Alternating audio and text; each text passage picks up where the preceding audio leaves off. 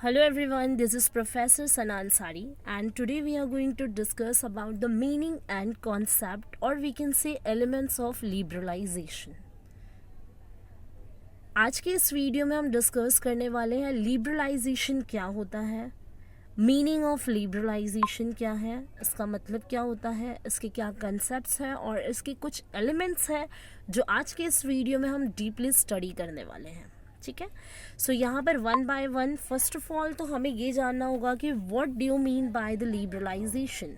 Liberalisation किसे कहते हैं? So I can directly say the word liberalization is come from the word liberal and the meaning of the liberal word is freedom, or I can directly say without restrictions and over formalities of the government, or I can say intervention of the government. ठीक है. सो liberalisation क्या होता है? Freedom होती है.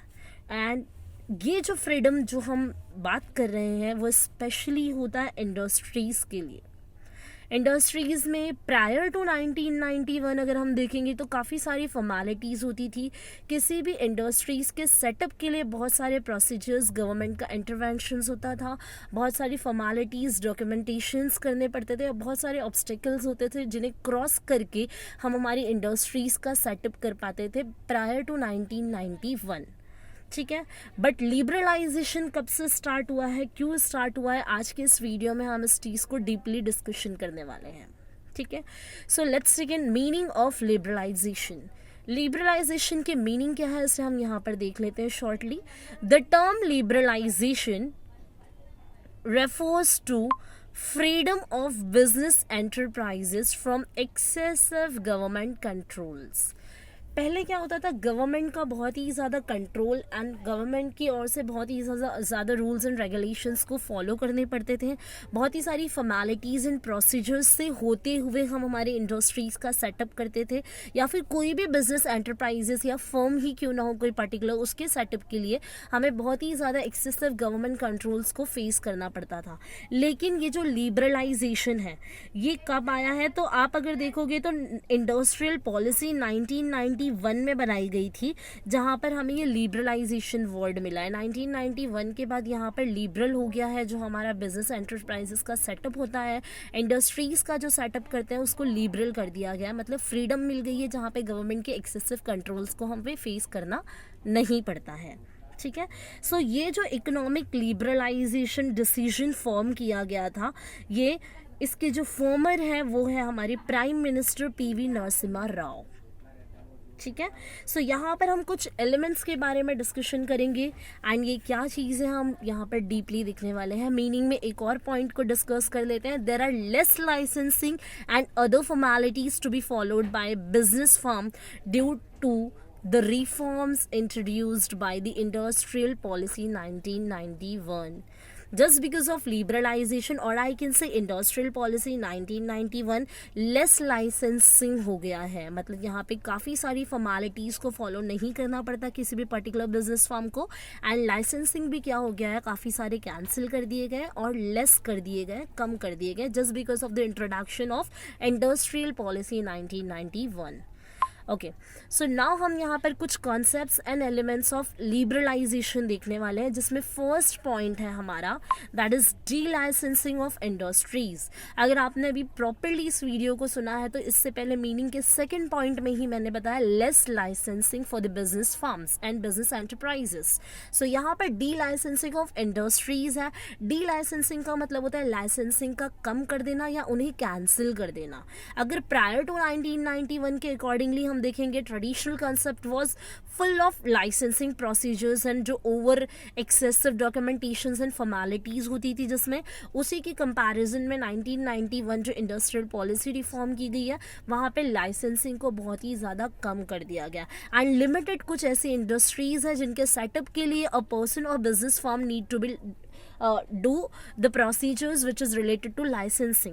जैसे कि यहाँ पे कुछ नंबर्स ऑफ कंपनीज को हम देख लेते हैं जहाँ पे अभी भी उनके सेटअप के लिए लाइसेंसिंग रिक्वायर्ड होती है. अदरवाइज इसके अलावा जो दूसरी इंडस्ट्रीज हैं उनके सेटअप के लिए हमें लाइसेंसिंग या फिर ओवर फॉर्मेलिटीज़ एंड डॉक्यूमेंटेशन की ज़रूरत नहीं होती. So there first point is alcohol. Alcohol manufacturing जो होता है या जो इंडस्ट्रीज़ होती है जहाँ पे अल्कोहल प्रोडक्शन होता है, सो वहाँ पे ऑब्वियसली लाइसेंसिंग को रखा गया है, लाइसेंसिंग आपको करना पड़ेगा, लाइसेंस रिक्वायर्ड होता है स्टिल नाउ। सिगरेट्स आप देखते हो कि सिगरेट्स के पैकेट पे ही लिखा होता है कि ये कैसे किल करता है, डेंजरस होता है फॉर द नॉर्मल पर्सन और every individual. Okay, third company industrial explosives. जो इंडस्ट्रियल एक्सप्लोजिव होते हैं मतलब जो भी हैजर्डस मटेरियल्स होते हैं उनके ब्लास्टिंग की वजह से जो इंडस्ट्रियल एक्सप्लोजिव होता है वो ऐसे सारी इंडस्ट्रीज़ जहाँ पर हैजर्डस मटेरियल्स को यूटिलाइज किया जाता है और वो एक जगह एग्रीगेट होते हैं तो इनसे ब्लास्टिक होने के चांसेस होते हैं, जैसे हम कहते हैं that is called as industrial explosive. So ऐसे इंडस्ट्रीज़ के सेटअप के लिए भी लाइसेंसिंग रिक्वायर्ड होती है। Then we have defence product. Defence products जो होते हैं वॉर वगैरह के लिए या हमारे जो भी मिलिट्री के प्रोडक्ट्स होते हैं, गन्स वगैरह का एग्जांपल आप ले सकते हो, तो इनकी जो इंडस्ट्रीज़ होती है इसके लिए भी जो लाइसेंसिंग रिक्वायर्ड है। So total we have 6 numbers of industries जहाँ पे हमें लाइसेंसिंग रिक्वायर्ड होता है। देन डिफेंस प्रोडक्ट के बाद आता है drugs and pharmaceuticals which is called as medicines. So medicines के लिए भी डेफिनेटली हमें लाइसेंसिंग रिक्वायर्ड होता है। And last one is hazardous chemicals. जो केमिकल्स प्रोडक्शन इंडस्ट्रीज होती है, जो हैजर्डस होते हैं, ख़तरनाक जानलेवा जो केमिकल्स होते हैं, हाइड्रोक्लोराइड, हाइड्रोफ्लोराइड आपने सुना होगा। सो ये सारे जो हैजर्डस केमिकल्स होते हैं यहाँ पर ऐसी सारी इंडस्ट्रीज़ के सेटअप के लिए we need to do licensing. ठीक है, so we have completed first point with six sub points. ठीक है, ओके। देन हम लोगों ने फर्स्ट एलिमेंट ऑफ लिबरलाइजेशन देखा। Now we have second element of liberalization. Second है लिबरलाइजेशन ऑफ फॉरेन इन्वेस्टमेंट। अब फॉरेन इन्वेस्टमेंट अगर प्रायर टू 1991 में देखूँ तो यहाँ पर बहुत ही ज़्यादा it was very necessary to take approval from the various government authorities to do foreign investment. Foreign investment करने के लिए बहुत ही ज़्यादा नेसेसरी होता था किसी भी बिजनेस एंटरप्राइजेस को कि गवर्नमेंट से वो अप्रूवल ले। लेकिन just because of industrial policy 1991 अगर आप देखोगे तो यहाँ पे बहुत सारे हर्डल्स एंड जो डिले होता था प्रोसीजर्स में, ये सारी चीज़ें बहुत ही कम हो गई just because of introduction of IP 1991। सो इससे क्या होता है, सबसे ज़्यादा तो 1991 जो ये स्पेशली क्या हाई इन्वेस्टमेंट जो होता है या हाई टेक जो इंडस्ट्रीज़ होती है इनको प्रायोरिटी दिया जाने लगा, जिसका बेस्ट एग्जांपल हम ले सकते हैं FDI which is called as foreign direct investment. So जो 1991 इंडस्ट्रियल पॉलिसी आई तो उसमें क्या किया गया है, FDI को बहुत ही ज़्यादा वैल्यू दी जाने लगी बिकॉज FDI से क्या रिजल्ट मिलता है, हमें बहुत ही सारे बेनिफिट्स मिलते हैं। फॉरेन डायरेक्टली जो हम इन्वेस्टमेंट करते हैं वो कैसा भी हो सकता है, मतलब स्टॉक में भी हो सकता है, इन्वेंट्रीज में भी हो सकता है। ठीक है, सो इससे क्या होता है, FDI अगर हमारा इंक्रीज हो रहा है तो इससे ऑटोमेटिकली हमारा फॉरेन इनफ्लो बढ़ता है, मनी हमारे कंट्री में आता है। एंड उसी के साथ साथ हमारे जो इंडियन पर्सनल्स होते हैं, जैसे मैं नॉर्मल में बोलूँ कि जो हमारे जो एम्प्लॉयज़ एंड वर्कर्स होते हैं उनकी जो टैलेंट एंड जो स्किल्स होती है, उनका ट्रेनिंग, ये सारी चीज़ें डेवलपमेंट की वजह से उनकी टैलेंट और स्किल्स भी बढ़ती है। अब कैसे, जैसे कि समझो कि बहुत सारी MNCs होती है, मल्टीनेशनल कंपनीज होती है। ठीक है, अब ये क्या करते हैं, उनके सेटअप होते हैं या इंडियन फर्म से जब ये जॉइंट वेंचर करते हैं, जैसे आप मैकडी वगैरह का एग्जांपल ले लो, ये इंडियन फर्म्स नहीं है, इनके जो हेड जो होता है वो अदर कंट्रीज़ का है, जैसे अमेरिका वगैरह का आप ले सकते हो या डिफरेंट कंपनीज़ के होते हैं। बट इनका सेटअप इंडिया में भी पाया जा रहा है बिकॉज इंडियन फर्म ने फॉरेन कंट्रीज से टाई अप किया है which is called as joint venture. ठीक है, तो उसकी वजह से क्या होता है यहाँ पर, अब यहाँ पर अगर मुझे पिज़्ज़ा सर्व करना है सो मैं किस तरीके से किसी क्लाइंट को पिज़्ज़ा सर्व करूँगी। Indian culture is very different from the foreign culture. So specially McD का सेटअप कराया जा रहा है तो डेफिनेटली इंडियन जो एम्प्लॉयज़ एंड वर्कर्स होते हैं, जो इंडियन पर्सनल्स होते हैं, उनको ट्रेनिंग दी जाती है, उनको टेक्निक्स बताए जाते हैं फॉरेन कंट्रीज़ या फॉरेन मेंबर्स जो वर्कर्स होते हैं उनके द्वारा। तो इससे क्या होता है, हमारा स्किल्स एंड डेवलपमेंट होता है, टैलेंट हमारा डेवलप्ड होता है। ठीक है, then we have next point that is liberalization of foreign technology import. अब फॉरेन टेक्नोलॉजी को इंपोर्ट करने में भी लिबरलाइजेशन दिया गया, क्योंकि क्या होता है, फॉरेन टेक्नोलॉजी जो हम इंपोर्ट करते हैं, ठीक है, सो इससे क्या होता है, हमारा कंट्री का हमारी कंट्री का इंडस्ट्रियल या टेक्नोलॉजिकली इम्प्रूवमेंट होता है. सो इसको भी लिबरल किया गया, इसमें थोड़ा फ्रीडम दिया गया है कि हम इम्पोर्ट कर सके फॉरेन टेक्नोलॉजी. बिकॉज इससे क्या होता है, और यहाँ पे मतलब एक रेस्ट्रिक्शन है, जैसे $2 मिलियन तक का हम क्या कर सकते हैं, यहाँ पे टेक्नोलॉजीज़ को इंपोर्ट कर सकते हैं. इससे क्या होता है, टेक्नोलॉजी इंपोर्ट करने में हमें क्या फ़ायदा है, इससे क्या होता है, सबसे पहले तो गवर्नमेंट का परमिशन लेना ये रिक्वायर्ड है नहीं, बिकॉज विदाउट गवर्नमेंट परमिशन भी we can import the technologies from the foreign countries, because ये अल्टीमेटली हमारी कंट्री के डेवलपमेंट के लिए होता है. ठीक है. और इसके अलावा साथ ही साथ हमारा जो इंडस्ट्रियल डेवलपमेंट होता है, टेक्नोलॉजिकल डेवलपमेंट होता है. लेकिन इसी के साथ साथ इंडिया में make in India initiative programs बनाए गए हैं. ठीक है. सितंबर 2014 में मेक इन इंडिया ये इनिशिएटिव लिया गया है, जिसके अकॉर्डिंगली क्या किया जाता है, एफडीआई को इंक्रीज़ करना है.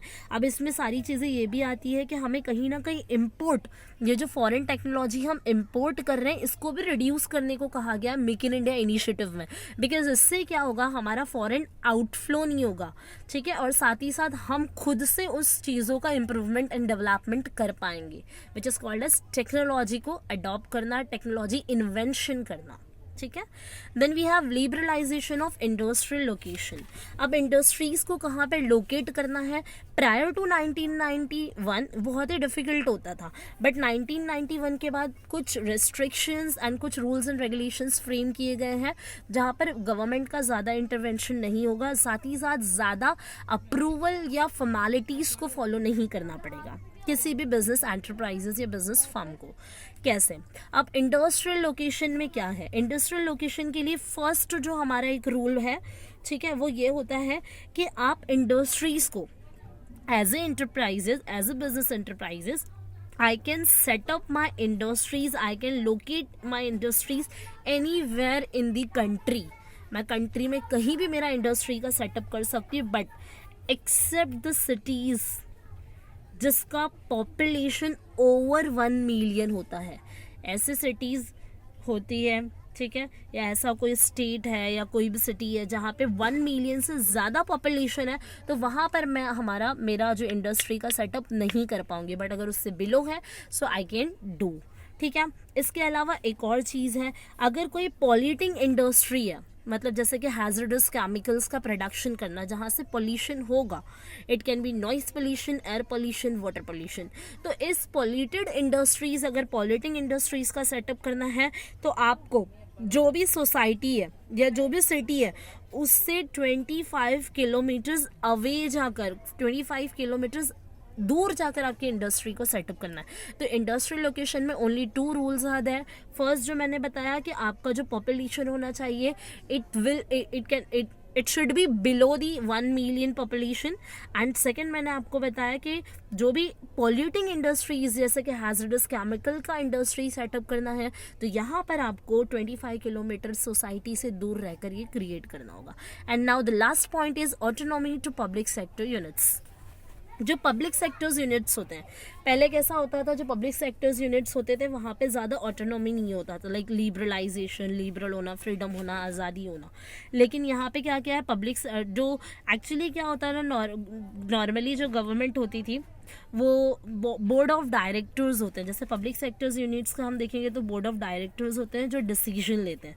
सो उसी के अकॉर्डिंगली अगर आप देखोगे तो 2015 में, ठीक है, नवरत्ना करके एक सेटअप किया गया था. एक्चुअली ये सेटअप मैं यहाँ पे लिख लेती हूँ, 2015 का मैं आगे बता देती हूँ. 1997 में नवरत्नास करके एक कॉन्सेप्ट इंट्रोड्यूस किया गया था, गवर्नमेंट ऑफ इंडिया ने इंट्रोड्यूस किया था ये कॉन्सेप्ट, ठीक है, नवरत्नास इन 1997. इसके अकॉर्डिंगली जितनी भी पब्लिक सेक्टर्स यूनिट्स हैं उनको ऑटोनॉमी दिया गया था कि वो किसी भी तरीके से अपना जो है बिजनेस कर सकते हैं, अपने जो भी ग्लोबली एक दूसरे से कॉम्पीट कर सकते हैं. ग्लोबली कॉम्पीट करने के लिए 2009 में ये किया गया था, जिसे नवरत्नास से रिप्लेस करके महानवरत्नास बनाया गया था. ठीक है. तो ये एक कॉन्सेप्ट था जो 1997 में नवरत्नास करके बनाया गया था, जिसमें पब्लिक सेक्टर्स यूनिट्स भी क्या कर सकती है, नॉर्मली कॉम्पीट कर सकती हैं, और नॉर्मली वो क्या कर सकते हैं, जो भी उनके स्टेट, जो भी उनका एक्टिविटीज़ होता है उनको परफॉर्म कर सकते हैं विदाउट गवर्नमेंट इंटरफेरेंस. एंड इसी 1997 नवरत्नास को अपडेट करके 2009 में महानवरत्नास का नाम दिया गया. एंड इसके अकॉर्डिंगली जो पब्लिक सेक्टर्स यूनिट्स होते थे दे कैन कम्पीट ग्लोबली. जैसे कि आज आप सुनते हैं ONGC, oil and natural gases, ये अगर आप देखोगे तो ये सारी पब्लिक सेक्टर्स यूनिट्स है, NTPC है. सो ये सब पब्लिक सेक्टर यूनिट्स है जो आज ग्लोबली भी कॉम्पीट कर रही है just because of 2009 महानवरत्नास concept. Okay, so we have completed the first topic of first module of FYBMS BCom SEM second. ठीक है. So if do you people have any doubt and difficulty, so you can make a comment on my YouTube channel. Okay, that is enough for today. Bye, have a nice day, take care.